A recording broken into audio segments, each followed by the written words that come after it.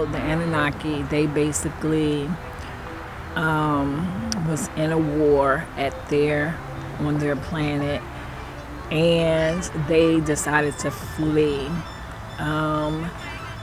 The gold resources on their planet was very scarce.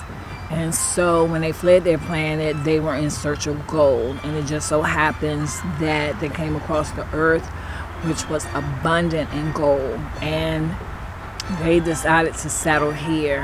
And so as they were settling in and mining the gold, they realized that it was just too much. It was just too much for them to do. And so the Homo species that was here at the time, there just wasn't enough of them. So they decided that they needed more. And they also didn't see that species as being the perfect species. So what ended up happening was they tried to mix their genes with that species of Homo genus, and it didn't work. And they weren't able to mix the genes to make a better human. And so one of the Anunnaki deities or gods, they decided, well, what if I carry the gene inside me?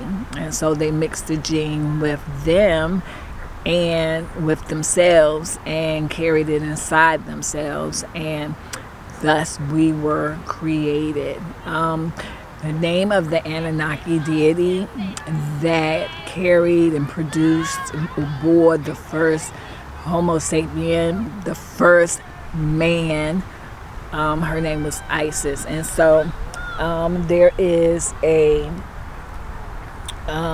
avid speaker on the topic of Anunnaki. His name is Bill Carson, and he talks about the fact that that's where the book of Genesis comes from. He says that Isis and genes put together created the book of Genesis. So gene Isis is what he's saying is actually the etymology of the book of Genesis. And then he goes on to say that in the book of Genesis, that famous phrase that says, "Let us make man in our image," is taken from this idea that this alien species created us in their image. There's a lot to the topic, but I think too what is most interesting about it is that they are saying that we have a mixture of alien genes within us, inside of our race, and so that makes us extra special. I think that part of his argument is that because we have this alien gene in us, we are not living out our full potential, which, there may be some truth to that.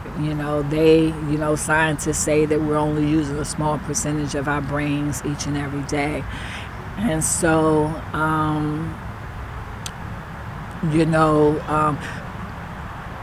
but he does say that there's reasons why we're not living out our full potential. He talks about, different things that are blocking us, from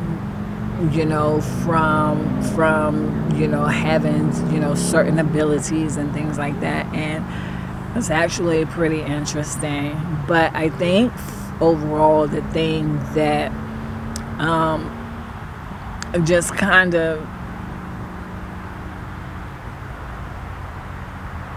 I guess I guess the thing that really sticks to me is that, we've heard these stories time and time again. There's all kinds of creation stories, a lot of them very, very similar. We've been kind of delving into the idea that aliens have visited the planet before. We've got structures and all kinds of things that it appears that mankind is not able to produce or create or build. And so the idea is that it must have been done by an alien race of some kind.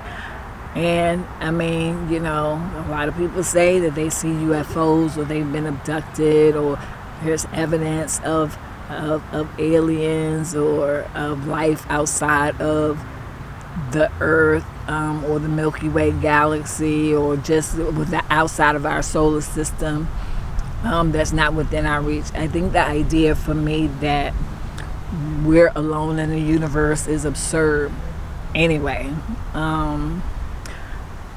I don't think that in such a vast space that we would be all by ourselves. I don't think that it was a luck of the draw that the conditions just so happened to have been just right for us to be alive. I think that there are plenty of other planets where the conditions are just right, and there are other life forms that are there. Maybe not like us, but nevertheless, some form of life is there, and I believe that.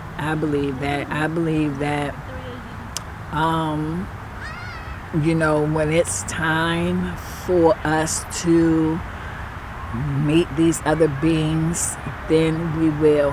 I honestly don't believe that it'll be done in our lifetime. I think that the human race will be extinct before we have the ability to visit other planets where there are other life forms, other intelligent life forms like us. It's kind of weird, but you know, when you have to think about it, you know, you gotta consider what you know. And maybe, you know, maybe my thinking is limited and I'm not thinking large enough. I'm not thinking you know, in terms of, you know, life outside of this planet, but it is what it is. I do know that in my research, I came across, because I wanted to know how many times have the Earth been destroyed. Because I have this theory, and maybe there are other people that have this theory too, but I haven't checked to, you know, to see. I haven't done any research on it to know if there are other people who have this theory. But it seems to me that we're getting dumber and not smarter, because I don't know of anything that we've invented in the last, I don't know, hundreds of thousands of years that has not already been invented. I think that we are struggling to understand what has already been invented by previous people who have occupied the earth, who have been here before us.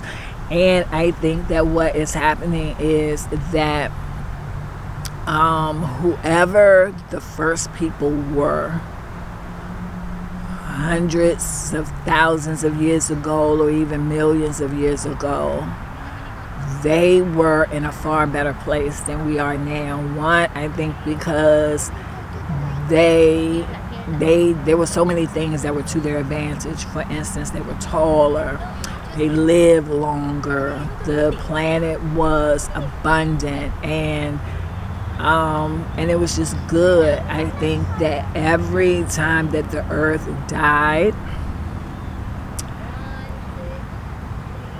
we came back and we just continued to destroy it. Oh look, we've got someone in the park that's filming her baby. Let's take a look. That's really neat.